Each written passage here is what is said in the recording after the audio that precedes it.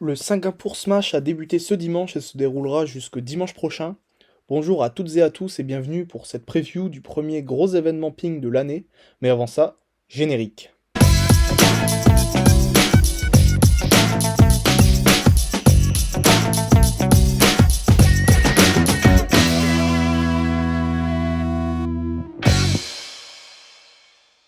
La saison de ping a débuté tranquillement avec un star contender et un contender au mois de janvier, mais les choses sérieuses commencent là, en février, avec le désormais traditionnel Singapour Smash. C'est donc, oui, le premier Smash de l'année. Ça a été le premier créé dans l'histoire de la WTT d'ailleurs, hein, et cette année, c'est sa quatrième édition donc. Si on regarde un peu l'historique des vainqueurs de ce tournoi, on a quand même Fan Zhendong qui l'a remporté deux fois, donc les deux premières éditions en 2022 et 2023. Son absence cette année, bah forcément, elle va laisser un grand vide, hein, puisque c'était toujours un concurrent au titre. D'ailleurs, bon, l'année dernière, il n'avait pas gagné, mais c'était Wang Chuxin qui l'avait remporté, qui avait remporté son premier Smash à cette occasion. Donc voilà, on a hâte de voir s'il va réussir à conserver son titre cette année et remporter son troisième Smash, puisque l'année dernière, donc, il avait gagné le Singapour Smash et le Smash d'Arabie Saoudite. Chez les filles, on a eu trois lauréates différentes, hein, c'est assez rare pour être souligné. Chen Meng en 2022, elle aussi, elle sera absente cette année d'ailleurs. Sun Yingxia en 2023 et Wang Manyu l'année dernière. Donc pareil, ça va être très intéressant. On aura peut-être encore une nouvelle gagnante cette année, qui sait. Voilà, on va se régaler en tout cas dans ce tableau féminin, j'en suis sûr. Comme je viens de le dire, ni Fan Zhendong ni Chen Meng ne pourront tenter de remporter une nouvelle fois ce tournoi. J'ai d'ailleurs fait une vidéo à ce sujet il y a quelques semaines, donc n'hésitez pas à aller la voir. Malong non plus ne participera pas à ce tournoi, lui qui a pris sa retraite, c'est pour d'autres raisons. Il sera donc jamais vainqueur de ce Smash, et de Smash en général même, c'est assez triste à dire en réalité, parce que sa carrière elle est remplie de titres, de records en tout genre, dans toutes les compétitions. Donc voilà, ouais, c'est vrai que c'est un peu une anomalie de ne jamais le voir remporter ce genre de tournoi.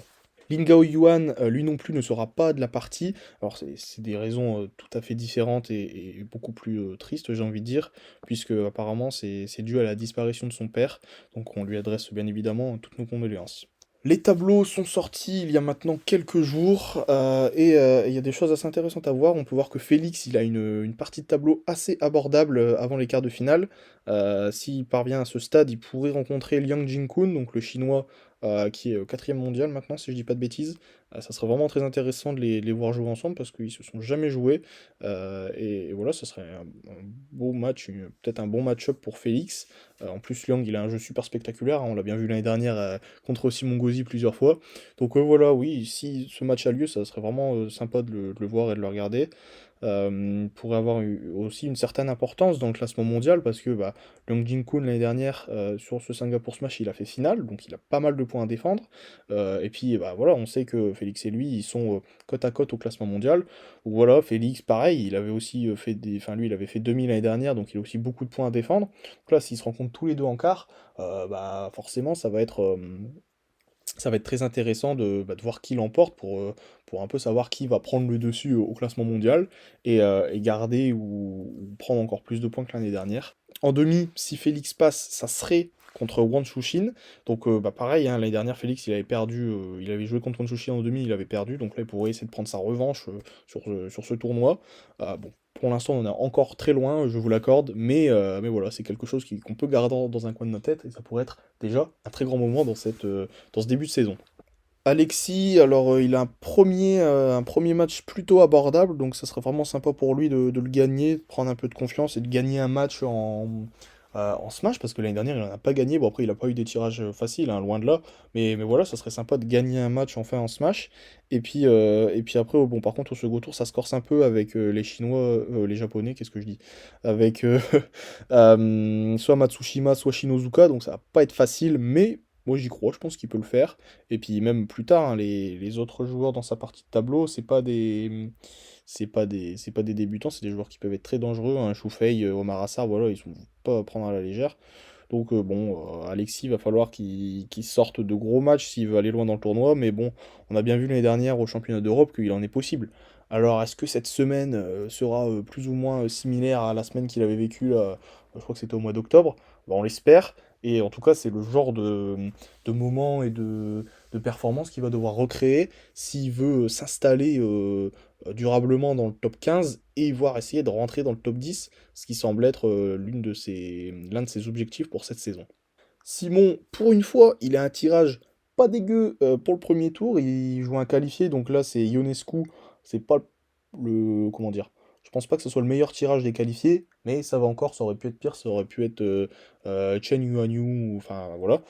Donc là, ça va, on va dire, mais c'est pas gagné d'avance. Et aussi, surtout, c'est que s'il gagne ce match au deuxième tour, il peut tomber contre Lin Chidong.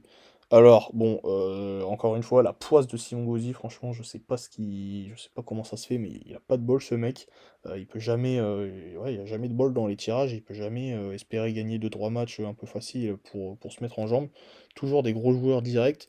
Donc, bon, bah. Voilà, on va voir s'il mérite d'être dans le top 30, hein. Déjà en gagnant le premier match, ça serait pas mal. Et puis après, contre Linchilong, je pense que bon, il peut l'embêter, hein. De toute façon, Simon, je pense qu'il peut embêter à peu près tout le monde avec son style de jeu et ses coups spectaculaires et parfois improbables. Il peut embêter Linchilong, hein. Ça m'étonnerait pas qu'il lui prenne un set, voire qu'il aille à la belle. Après, bon, faut espérer qu'il ait ce petit supplément d'âme, j'ai envie de dire, pour gagner, qui lui manquait l'année dernière, notamment contre Liang Jinkun, hein, deux fois où il passait vraiment pas loin. Peut-être que cette année, il y a quelque chose qui va se débloquer et qui va pouvoir réussir à gagner ce genre de match. En tout cas, je lui souhaite, bien évidemment. Du côté féminin, alors bah là, pas de bol non plus pour les tirages, franchement. J'ai l'impression que niveau français, on n'a jamais de chance niveau tirage sur les Smash ou les Champions à chaque fois. Et encore plus chez les filles, j'ai l'impression, elles tapent des joueuses de fou. Là, c'est Janan, bon, son premier match, c'est pas un cadeau, hein. Kiara, la japonaise, franchement, bah, c'est pas de bol, quoi. Et puis après, en plus, si elle gagne, bah, elle tombe contre qui? Sun Yingxia. Ah, super, quoi. Pauvre Janan. Pretty, elle, bon, elle a pas eu beaucoup plus de chance. Pour une fois, elle tombe pas, on va dire, pour une fois, ouais, elle tombe pas, c'est une top chinoise au premier tour. Mais bon, si elle passe son premier tour, elle tombe contre qui? Bah, Wang Yidi. Donc, super. Quand c'est pas le premier tour, c'est le deuxième. Après, voilà, hein, vous allez me dire, c'est vrai qu'il faudrait qu'elle soit dans le top 16 pour être tête de série et avoir des premiers tours plus simples.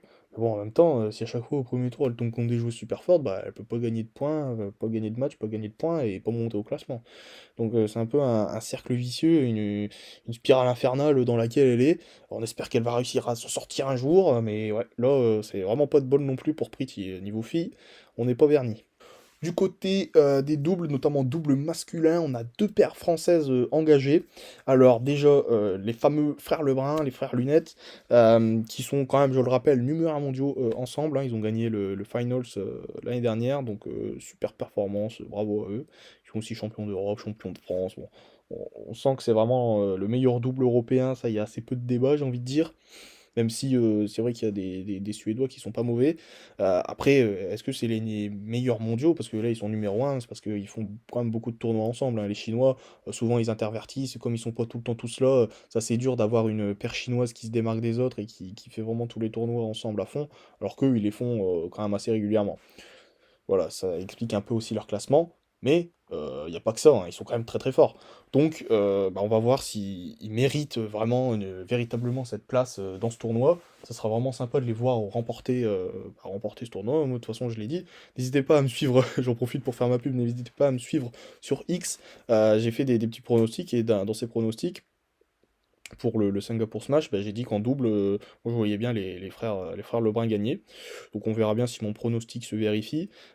Pour leur tableau, il est assez favorable, hein. Comme ils sont tête de série numéro 1, ils évitent quand même de très grosses paires. Il y a juste en demi où ils pourraient affronter Wang Chushin et Lin Chidong. J'ai pas le souvenir de les avoir vus jouer en double ensemble. Après, gaucher-droitier, ils doivent être bons, hein. De toute façon, c'est les deux numéros 1 mondiaux, enfin, c'est le numéro 1 et le numéro 2 mondiaux en simple, donc ça va être dur, peut-être, contre eux, mais moi j'ai envie d'y croire. L'autre double qu'on va pouvoir suivre cette semaine chez les garçons, ça va être celui de la Team Rocket, comme ils aiment bien s'appeler, Esteban Dor et Florian Bourrasso. Ils ont bénéficié d'une wildcard parce que oui, ils l'ont expliqué, je crois, sur Insta ou Twitter. Il y a qu'un seul double par nationalité qui est autorisé à s'inscrire pour les Smash. Le seul moyen pour qu'il y en ait deux par pays, c'est une wildcard. Donc là, ils ont bénéficié de cette wildcard. Ils sont quand même quatrième mondiaux. Enfin, c'est la quatrième paire mondiale, je crois. Quatrième ou cinquième? Quatrième, je pense. Donc c'est quand même pas mal. Après, c'est pareil, c'est un peu comme les frères Lebrun, hein. Ils font beaucoup de doubles ensemble. Donc c'est pour ça qu'ils arrivent à grappiller des points à droite à gauche et à monter si haut. Mais voilà, les matchs, ils les gagnent et ils méritent, je pense, leur place dans le top 10. Top 4, c'est peut-être un peu exagéré. Mais top 10, c'est largement mérité. On l'a vu l'année dernière, hein, aux finals, ils ont fait demi quand même. Ils ont perdu contre les frères Lebrun. Donc voilà, c'est pas des manchots très très très loin de là. Donc pareil, faut surtout pas les sous-estimer. Surtout qu'ils ont un tableau assez abordable, là, comme ils sont tête de série numéro 4 avant les demi, ça devrait aller normalement. Et pareil, ouais, en demi, ça va peut-être être un peu compliqué contre les Japonais, Shinozuka et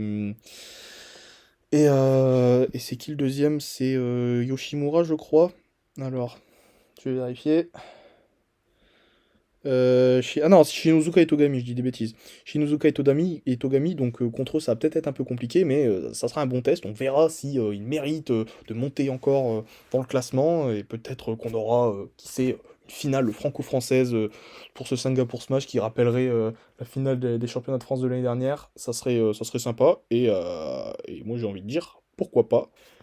Merci à toutes et à tous d'être restés jusqu'ici. Bon, je suis désolé, la vidéo a un peu de retard, c'est vrai. Normalement, j'aurais dû la sortir vendredi ou samedi, hein, avant le début du tournoi. Mais là, j'ai eu un week-end et une fin de semaine dernière vraiment très chargée, donc excusez-moi. N'hésitez pas à vous abonner, à mettre un pouce bleu, commenter si vous le souhaitez. Et sur ce, je vous dis à bientôt sur Pivot du Revers.